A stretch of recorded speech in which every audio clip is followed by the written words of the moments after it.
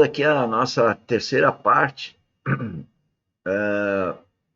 do nosso mini treinamento de hoje, sobre empreendedores Jotec, os nossos mini treinamentos diários, de segunda a sexta, iniciando hoje uma série de 7 mini treinamentos sobre instrumentação, avaliação de desempenho de uma obra Jotec. Falamos na segunda parte sobre a gestão administrativa nossa, que é em vida cristã, como verdadeiro cristão. E todo o trabalho da academia é voltado para isso. E nessa terceira parte, todo dia, a gente fala do estudo da vida espiritual. Bom,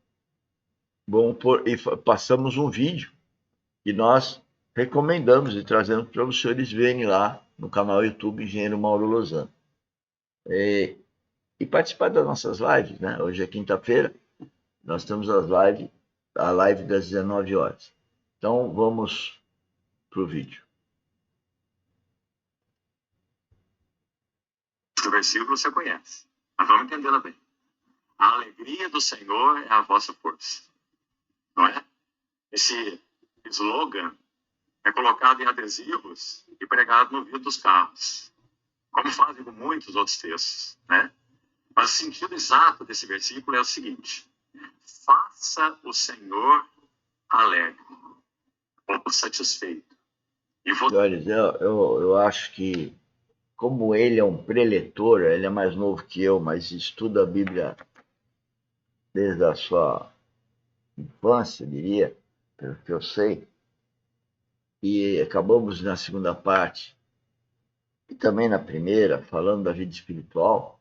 Eu sei que 95% dos senhores que se achegam ao nosso trabalho pelas redes sociais estranham e acham que a gente é louco. A Bíblia fala isso, né? Que os irmãos de Cristo, como exemplo dele, aqueles que nasceram de novo nele e vivem nele, para a glória dele, né?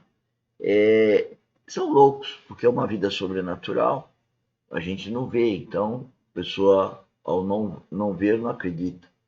E nós acreditamos sem ver, né? A gente vê de uma forma espiritual, e não de uma forma com os olhos humanos, ou com o ouvido humano.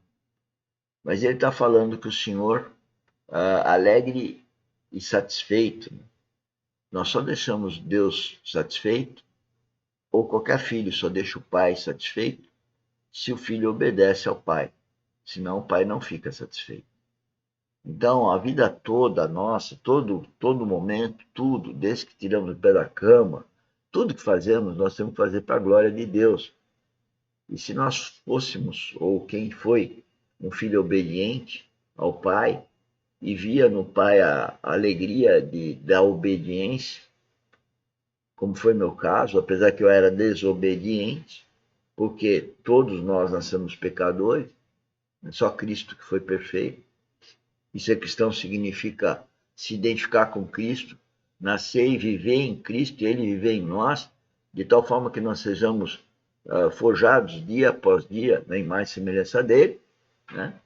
Então nós podemos, com isso, imitando o nosso irmão mais velho, dar alegria ao nosso Pai Celestial, né?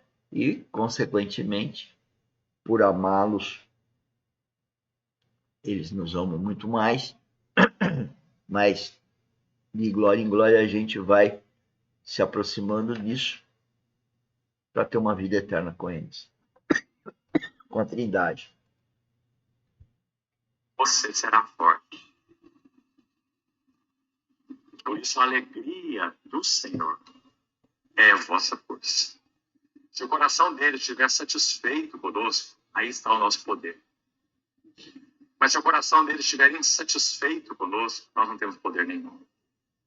Porque é a alegria do Senhor que é a nossa força. Então, Neemias coopera... Portanto, você quer ter força? Você quer estar protegido pelo seu Pai, que é Deus, Deus Pai, o Pai Celestial? Imite ao Filho que era unigênito e passou a primogênito para poder aceitar os filhos adotados porque escolheram nascer em Cristo, viver em Cristo, para a glória de Cristo.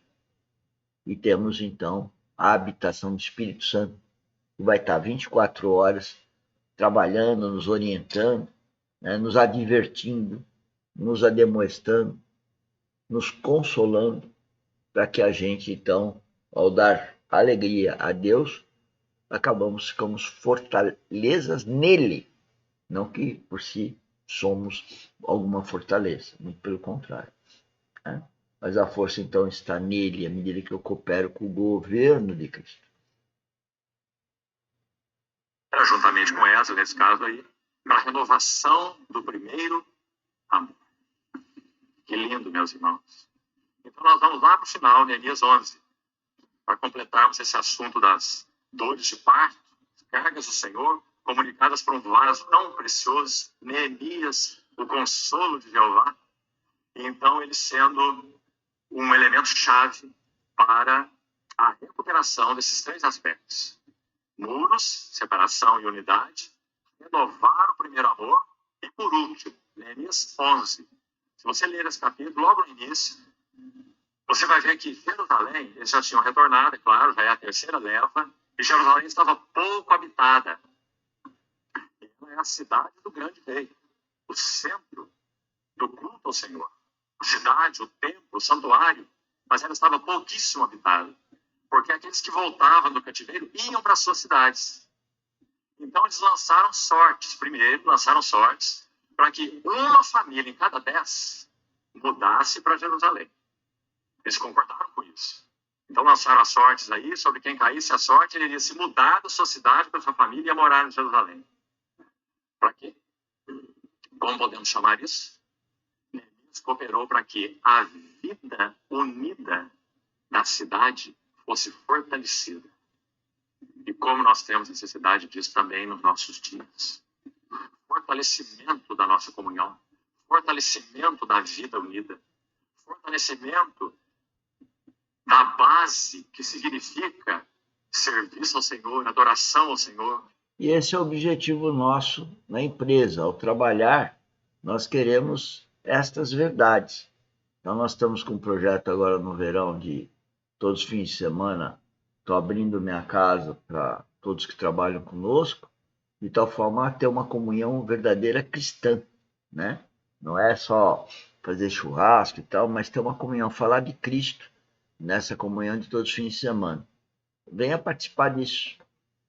Então, vamos continuar aí. Testemunho do Senhor, glória do Senhor, Jerusalém, tudo estava em Jerusalém. Agora, além daqueles sobre os quais essa sorte cairia, uma em cada 10 famílias, você vai ver no texto que diz assim: e eles bendiziam, ou bendisseram, aqueles que também voluntariamente se mudassem para Jerusalém. Além daqueles sobre quem cairiam sortes. Entendeu?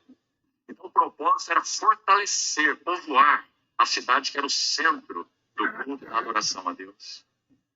Para trazermos isso na linguagem, então, do Novo Testamento, a vida da cidade, o testemunho de Deus fortalecido, mais famílias, mais pessoas, mais proximidade com aquilo que toca o centro da adoração ao Senhor. Esses são os três aspectos que Neemias cooperou. Vamos seguir. Nós também falamos pela manhã um segundo aspecto, que eu também preciso retomá-lo antes de avançar. O segundo aspecto foi exatamente o retorno às Escrituras Sagradas, que nós também abordamos pela manhã no sentido de serviço da palavra. Meus irmãos, é claro que esse é outro ponto essencial. Como o testemunho do Senhor será recuperado se nós não retornarmos às Escrituras? Como? Então, vamos usar um texto juntos, Marcos capítulo 6, vamos abrir lá. Vamos ver algo para completar o que já falamos pela manhã, do que significa esse serviço da palavra. Marcos capítulo 6. Vamos ler esse relato da multiplicação dos pães, e vamos extrair algumas lições aqui, também objetivas, e vamos seguir. Marcos, capítulo 6.